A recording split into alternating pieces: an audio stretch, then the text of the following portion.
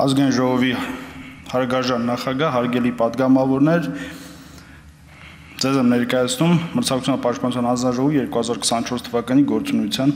հաշվետվությունը։ 2024 թվականի ընթացքում Մրցակցության պաշտպանության հանձնաժողովը ընդհանուր առմամբ նշանակել էր 3 միլիարդ 46 միլիոնից մի փոքր ավել տուգանք, իսկ բյուջե մուտքագրվել էր 1 միլիարդ 124 միլիոնից մի փոքր ավել գումար, մնացածը ենթադրում եմ հաջորդ տարիների ընթացքում կմուտքագրվեն կամ որոնք կբողոքարկվեն։ Մի քանի ինֆորմացիա ներկայացնում են հիմնական ուղղությունների հետ կապված, որոնցով Մրցակցության պաշտպանության հանձնաժողովի հիմնական ֆունկցիան է, միսիան է հանդիսանում, գերիշխող դիրք, բանակցային ուժեղ դիրքի չարաշահում, հակամրցակցային համաձայնություններ։ Անցյալ տարի ընդհանուր 3 վարույթ ենք ունեցել, սրանք ամենածանր իրավախախտումներն են, որոնց համար նախատեսված է ընդունվում քրեական պատասխանատվություն, դրանց արդյունքում ունեցել ենք 1 միլիարդ 78 միլիոնից փոքր ավել տուգանք։ Մի խնդիրը վերաբերում էր բենզինին, հիշում եք ժամանակ առ ժամանակ բենզինի շուկայում գները տնտեսապես չիմնավորված մեր կարծիքով իջնում են եւ այնուհետեւ տնտեսապես չիմնավորված պայմաններով բարձրանում են, այստեղ մենք կարծել ենք, որ գոյություն ունի հակամրցակցային համաձայնություններ, խոշոր բենզին ներկրող եւ վաճառող 4 ընկերությունների կամ դրանց փոխկապված ընկերությունների միջեւ, ինչի արդյունքում 2024 թվականին դեկտեմբերի 10-ին հանձնաժողովը կայացրեց որոշում, որով փաստեց ընկերությունների միջև հակամրցակցային համաձայնությունները եւ միևնույն ժամանակ մենք այդ տարի ուսումնասիրել ենք բենզինի, դիզելային վառելիքի եւ ավիակերոսինի շուկան ու նաեւ նայել ենք արդեն այլ տեսակի իրավախախտումներ, որ բենզինի կամ դիզելային վառելիքի մեջ մեր պատկերացում խառնվում էին այլ ապրանքներ, արդեն ուրիշ տնտեսվարների կողմից եւ դա վաճառում են քաղաքացիները, այսինքն 2024 թվականում բենզինի շուկայի մեծածավալ ուսումնասիրություն է կատարվել, որտեղ մենք բացի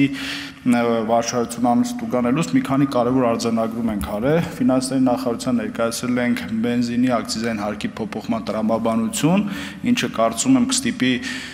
տնտեսվարների միջև բալանսի կարգավորմանը։ Հիմա տրամաբանությունը աշխատում է հետևյալ ձև, որ որոշակի գումարի պարագայում մեծացվում է, դա նշանակում է,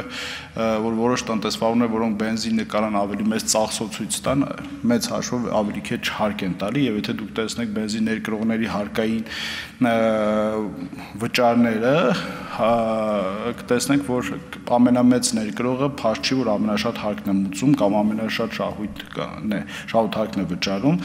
Կարծում ենք, որ տրամաբանությունը այստեղ կկարգավորվի։ Հաջորդ կարևոր բանը, որ հանձնաժողովը արձանագրել բենզինի վաճառքը մեծացած շուկան պետք է տեղ ունենա տեղափոխումից առաջ թղթային ամբողջ գործընթացով եւ տեղափոխման ժամանակ պետք է վերահսկողություն լինի, որովհետեւ այդ բենզինը տեղափոխվում է մեր պատկերացման որոշակի պայեսներ, շինարարական կազմակերպությունից, այդ ընթացքում տարբեր այլ նյութեր են մեջը խառնվում, որի արդյունքում ունենում ենք ոչ մրցակցային շուկա։ Երրորդ կարևոր արձանագրումը դա օկտան, նավթա կամ նման անվանումներով ապրանքների վրա մաքսատուրքի սահմանումն է, որովհետև կամ կա երկու տեսակի բենզին, դիզել բերողների համար, որովհետև այդ ապրանքը Հայաստանի Հանրապետությունում չի կարող ազատ իրացվի, մեր պատկերացումը շատ հստակ է, որ այդ ապրանքը գալիս է վերջնարդյունքում խառնվում է որակյալ ապրանքի հետ եւ բենզալցականներում ծախում վաճառվում է, որտեղ բոլոր գիշեր որ մի բան նույնիսկ 250 գրամով մի քանի բենզալցականում բենզին կա, մենք դե առակ արձագանքից ենք ասենք որ չի կարա տենց լինի ու չի կարելի հավատալ խոսակցությունը թե իրական բենզինի գինը 200-ը մենք չենք թողում, որովհետև դա խայծ է ընդհանրապես, դա կյանքը ցույց տվեց, որ մենք ճիշտ ենք եւ այդ մարդկանց պատասխանատվության ենթարկեցինք, սակայն պետք է մի փաստ արձանագրենք, ցավալի, որ այդ մարդկանց նկատմամբ մեր վարույթները հանգեցնում են հետեւել կամ այդ մարդիկ սնանկանում են մի քանիսի վրա քրեական գործ կա, բայց երևույթը չի դադարում։ Մենք առաջարկել ենք երևույթի դադարեցման ինստիտուցիոնալ մեխանիզմ, քննարկել ենք կառավարության գործընկերների հետ, հուսում եմ դա կյանքի կկոչվի եւ այդ խնդրը հետայսու կվերանա։